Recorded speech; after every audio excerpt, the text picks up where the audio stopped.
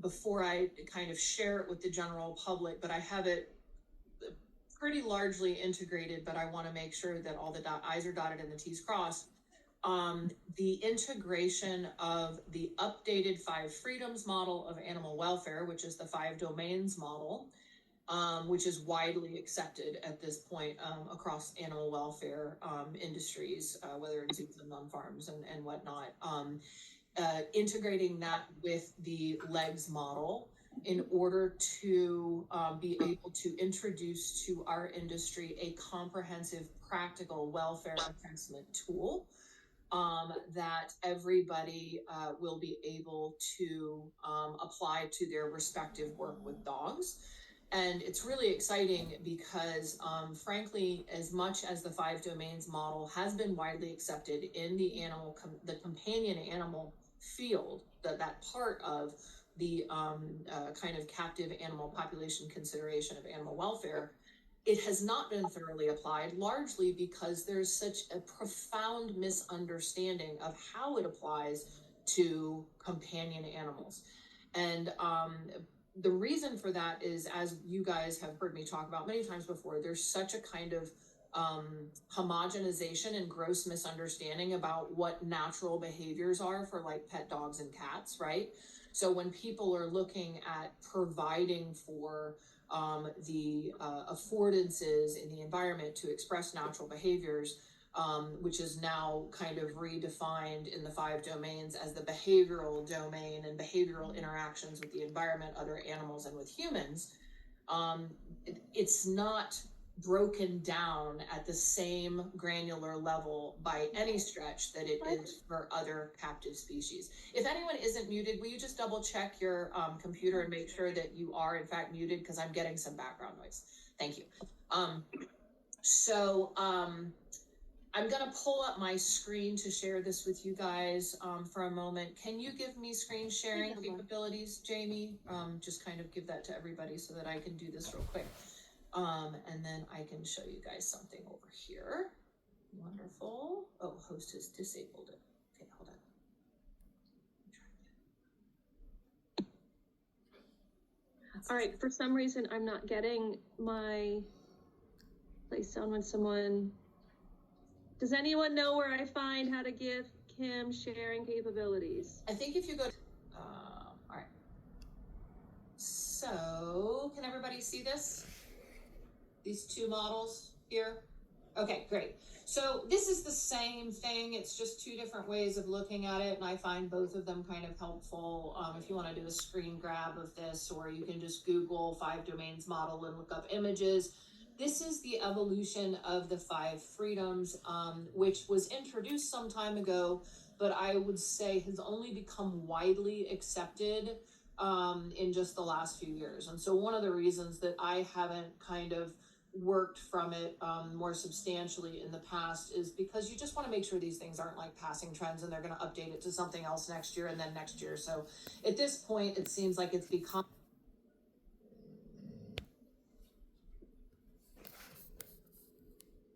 the consensus, which is great news. And let me explain why they felt like there was a need to evolve from the 5 freedoms to the 5 domains. So in the 5 freedoms, there is this discussion of freedom from for these 4, and then freedom to in terms of ability to express natural behaviors, with some of the examples of like freedom from, you know, thirst and hunger.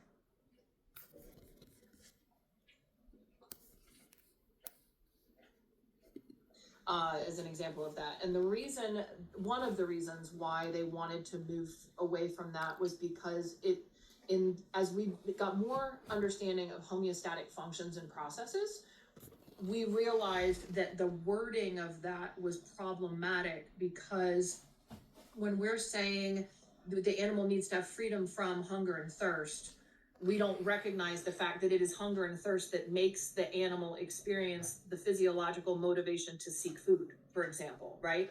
So you actually can't have good welfare without having some negative valence, at least to motivate the appropriate behavioral response for the animal to do what they would do in nature. So if you would never get hungry, you'd never eat. If you never got thirsty, you'd never get water, right? If you were never uncomfortable because you were cold, you wouldn't move to a warmer spot, right? So that's what homeostatic mechanisms and processes are for.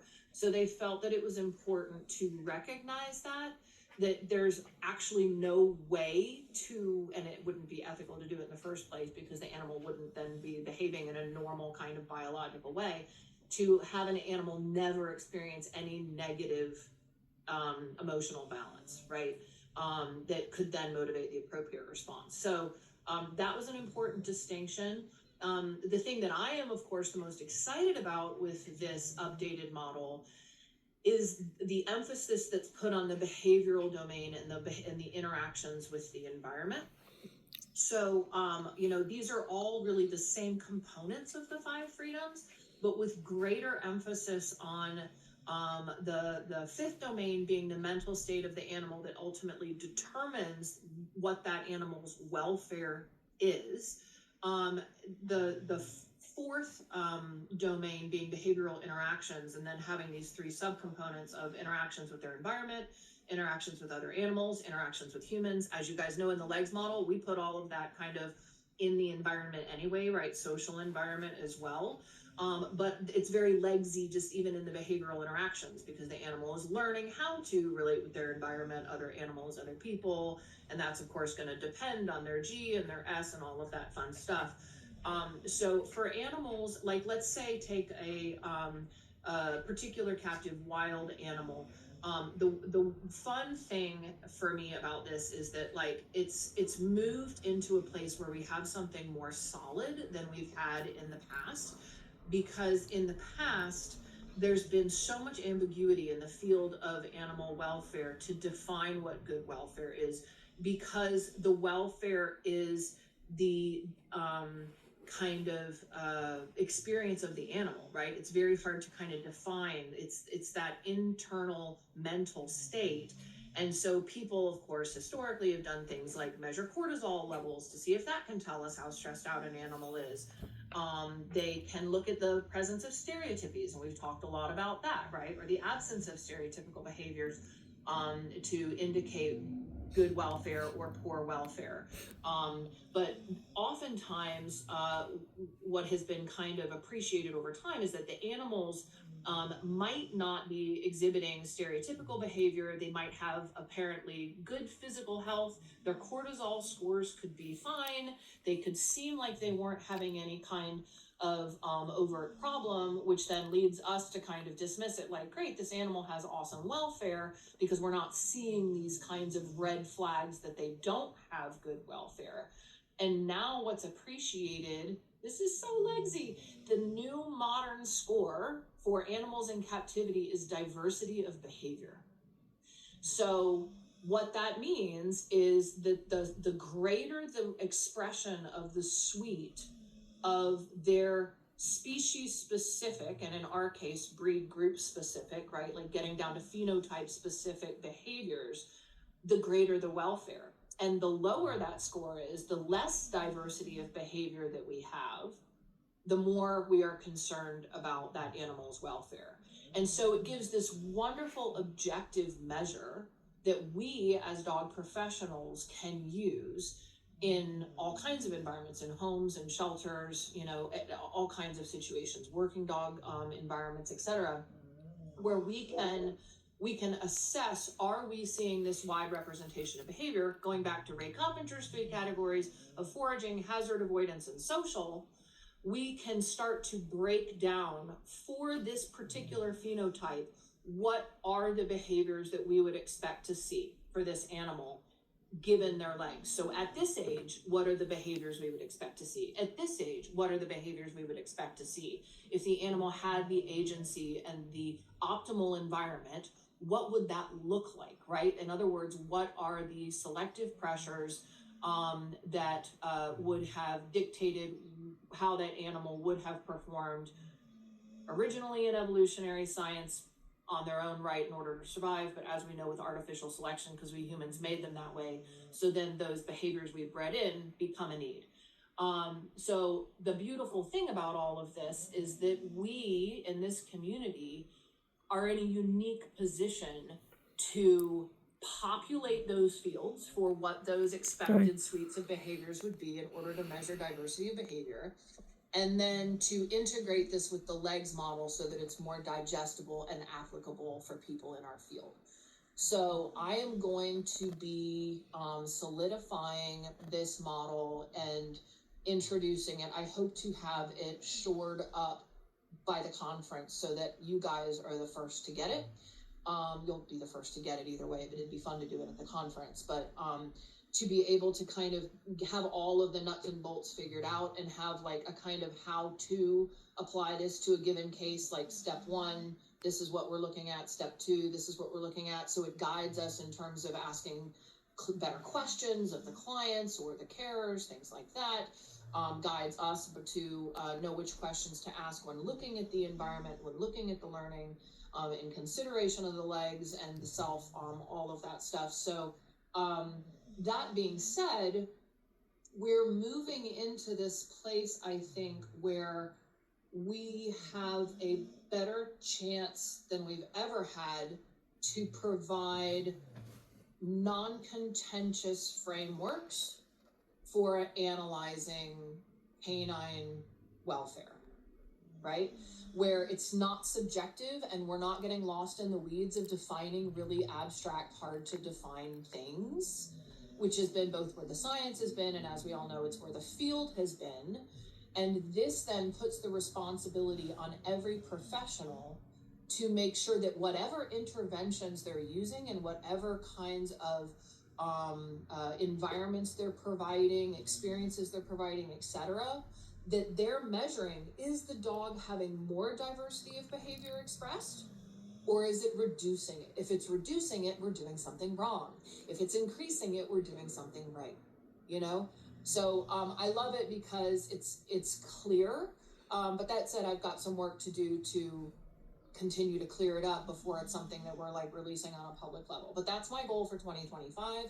The cool thing is about that, it puts the responsibility and the kind of emphasis back on the people as the caretakers, and then the environment that we're providing first, right? And the environment, of course, can include what learning experiences are able to occur in that environment, what kind of learning experiences we need to provide for that animal in that environment, etc. But it really does, I think, take some of the confusion out of it in terms of like what's most important in terms of not like ultimately more important, but in the prioritization of where we start looking first in the environment. So any questions about that before I go a little further into how that affects our ever closer definition of what is an FDM, or what is FDM?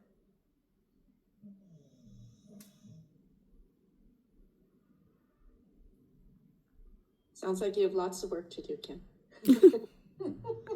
Yeah, I'll have to get a little master's and then we'll be fine, you know, but it'll be fun to publish this though, right? I think that would be a really awesome thing to have happen in a few years, is to be like, you know, able to share this with the wider industry and have it become accepted. There are actually, Lauren Novak, who is a dog trainer in our industry, just recently co-authored a paper as her master's thesis of a meta-analysis of the current literature, where she was mentioning all of this as the direction that things need to go, in recognition too that it's different for different breeds. So the road is paved for us, right? And she's someone with a very heavy applied behavior analysis background, who then has moved into the integration of this. And actually the paper that she wrote was largely for the audience of people in the applied behavior analysis community, that they need to understand that this needs to be integrated into their work. So it's wonderful. The wheels are kind of already in motion. And organizations like Maddie's Fund are already on board with like, this is the direction things need to go. But again, they've just been kind of homogenized so far. I watched a couple Maddie's Fund presentations on YouTube recently, where they were talking about like what this means. And it was like, the the dog needs to be able to play with another dog and chase a ball and have their belly rubbed. And I'm like, no, it's so much more complicated than that. So like, that's where I think we're going to be really instrumental because of this ecology lens. We're going to be able to really shore up and solidify what that diversity of behavior should look like. Jan? Maybe I missed the boat, but what is this master's that you speak of? Well, I'm hoping to start my master's at UPenn in the fall. They have an awesome program, and it's the only one that is kind of the emphasis is one health and one welfare. James Serple, who's just retired from teaching the program, is one of the people who's responsible for having developed this program. And it is really one of the only ones in the world that is integrating that one health, one welfare model that's in recognition that like what's good for animals is good for the planet, is good for people, right? That all of those things affect each other. And there's a lot of awesome government funding for all of that, which is great because things like COVID and natural disasters and whatnot have started to make people realize that we can't just focus on our own needs. We have to actually focus on the environment and other species if we're going to be healthy as well. Yeah, so, because I don't have enough things going on, I thought I would just go get a master's, because why not, right? Serena? I am so excited about this. Like when we talked about it, can I say this? I'd like peed my pants. Like this is amazing. And a few years back here in Costa Rica, the government passed a law that every single zoo has to have an ethologist on staff. And that's like, you don't get your license if you're not meeting the 5 freedoms. And I went to a zoo that I'd never seen before in the years that I've been living here. And it just so happened that when we arrived, the staff that usually give tours were on their lunch break. Like it was kind of a slow time, nobody was there, and we showed up, and the only person available to give us the tour was the ethologist. It was so she just happened to be available, so she took us through the whole thing. It was an entirely different tour, I think, than if I had gone with one of the regular people, because she was specifically brought in from Europe to see to the needs of all of the animals. So at every point along the way, that's what I was interested in. That's what we were talking about. And, we got to the jaguar, and she had like a whole obstacle course, and she explained her day where she went and interacted with this animal so that it could work for its food and have a substitute for predation. Yeah. It got to have fun living in a zoo. And it was super interesting to just watch how the animals interacted with her specifically. You could see that they knew her and they knew what was coming. And anyway, so when you told me about this, all these things started clicking in my brain, and I'm so excited, because you're right. Farm animals, zoos, like this has been getting talked about for a long time, and the science in the dog world hasn't really caught up. We're measuring cortisol levels, but cortisol levels rise when you're having fun. Like, like there's nothing that integrates the legs like this. And so I'm just like, I'm so excited, and yeah. Yeah. So thank you. Yeah. Can't wait. Can't believe you're even on this call right now, because I personally think you should still be chilling and not dealing with any of us, but okay, you do you. No, thank you. I was finally ready, and it's great to be back. I'll probably be a little like 1 foot in, 1 foot out as I'm juggling the needs that continue here. So far, my offer to kind of provide transportation for people hasn't been widely taken up on. And so right now, like, the load is light, and I'm gonna try to be shifting my attention, back to you folks, but also make myself available for people here as they need it. So but thank you for all that. And I am super excited about it too. And I feel like what I want to do is I want to keep kind of raising the bar for LFDMs. So this is moving into what is FDM, kind of as we're shifting into our next chapter here, in that I want, once we have this model solidified, and it will probably go through some evolutions, right? It'll go through probably like a phase 1, like a beta, and then we'll improve it, and it'll be like, a version 2 or whatever. But I want it to be something that the LFDM community is held to as a matter of standard as LFDMs, to where like we're all like practicing it together and we're getting better at it, understanding it, kind of working out the kinks as a community of like, does this part make sense or do we need to redefine this, right? And so I think it will be our most glorious kind of think tank endeavor ever once we kind of get that first version out and we can figure out what that means for us as we're kind of applying it to different situations. Like, what would this look like for this shelter dog that one of us is working with, or, you know, a foster dog, or, you know, this service dog, or this pet dog, or any of those kinds of situations. And also figuring out how to make as thorough as possible what those suites of expected behaviors would look like, right? Because some of you are going to be better experts at scent hounds than I am. Others are going to be better experts at guardians or bulls or terriers or whatever.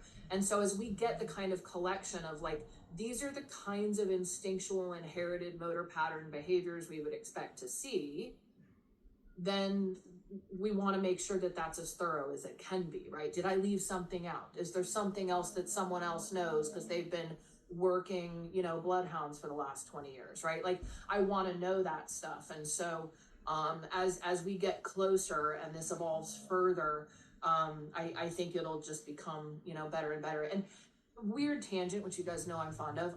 I have to share that with you guys after this experience with this hurricane, because there was something so striking to me about how people behaved in the immediate aftermath of this hurricane here. So we all know kind of how the world is these days and how much everybody's busy hating on each other and fighting about stupid things and, you know, like all these like, I don't know, small details people are splitting hairs about and arguing about endlessly, and people go around and they're on their phones in waiting rooms and not talking to each other and all this, right?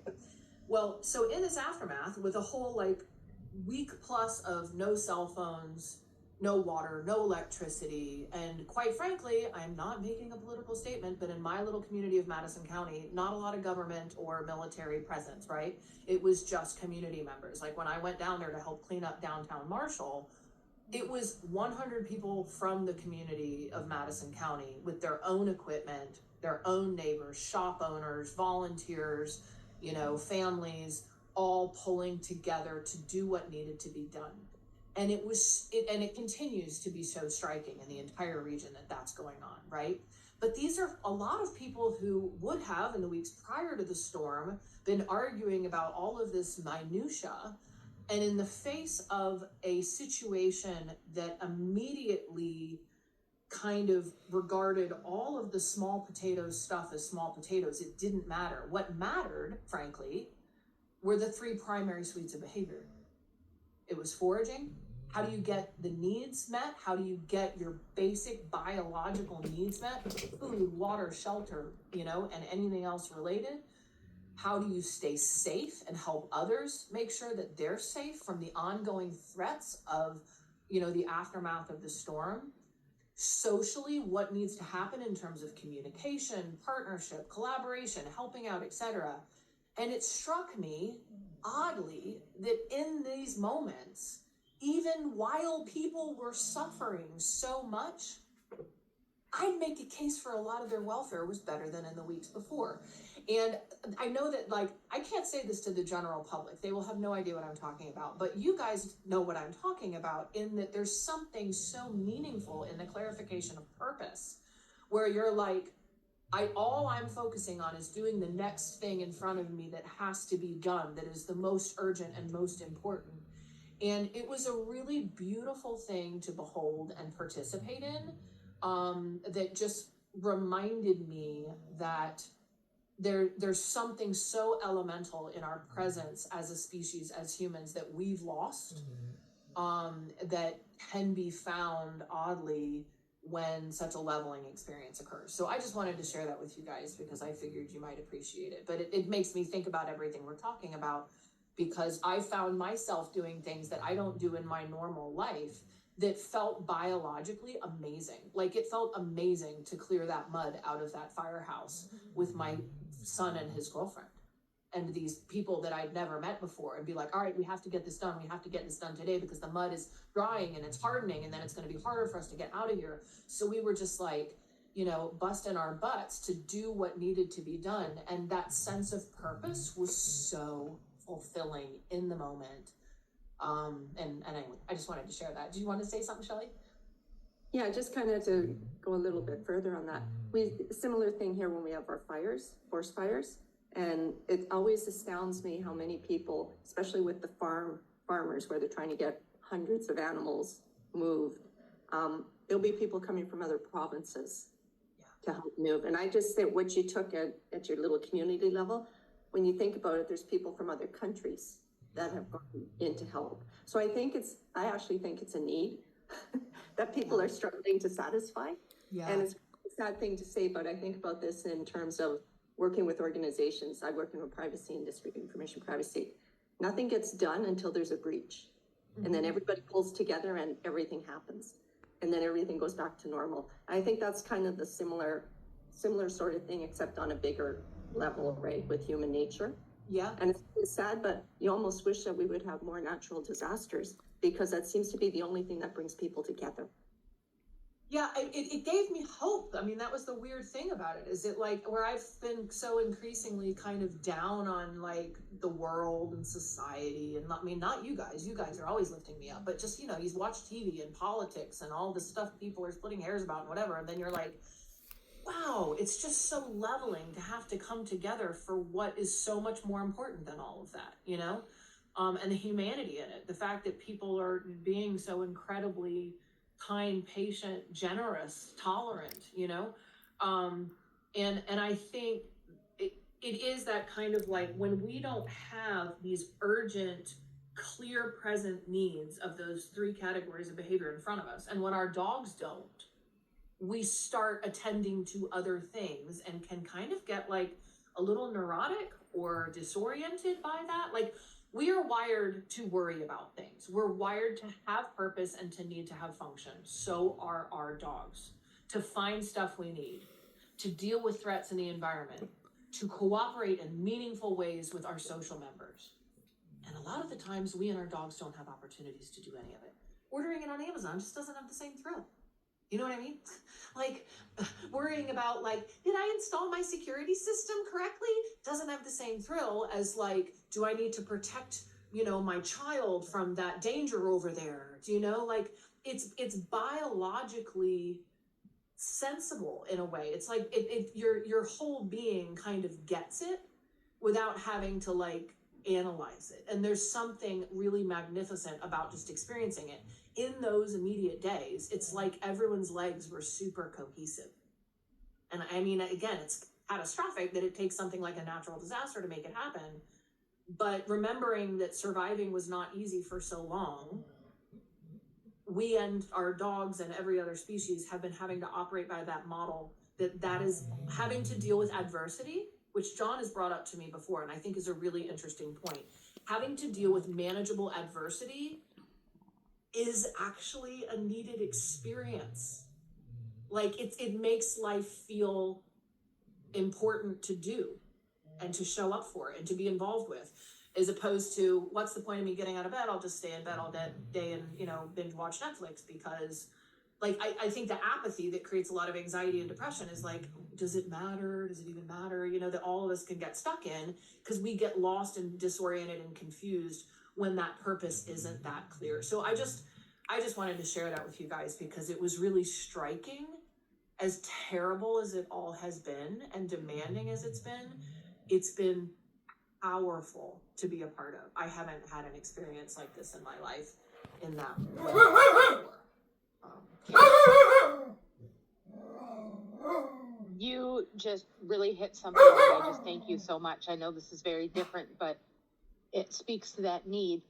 Why I love to put a backpack on my back and go out into the woods for a week and have nothing available to save me but myself. And I always said that just like, it's such a good feeling. That's such a neat feeling. And I think what you guys are talking about just hits so perfectly. We are just picking all these frivolous things to do because our survival has been so easy, except when these major things happen, like the pandemic and what's happened out there. So I think that's really something that we should look into ourselves and our dogs and how we can give that back. That's really interesting. My health prevented me from doing one of my big camping trips this year, and I feel that I never got to go out there and survive. And yeah, so just thank you for expressing all of that, because it does that's deep into our biological. Yeah. Yeah, well, and on that note, I was kind of hoping, I don't see Helen on here. Helen St. Pierre, you're in here.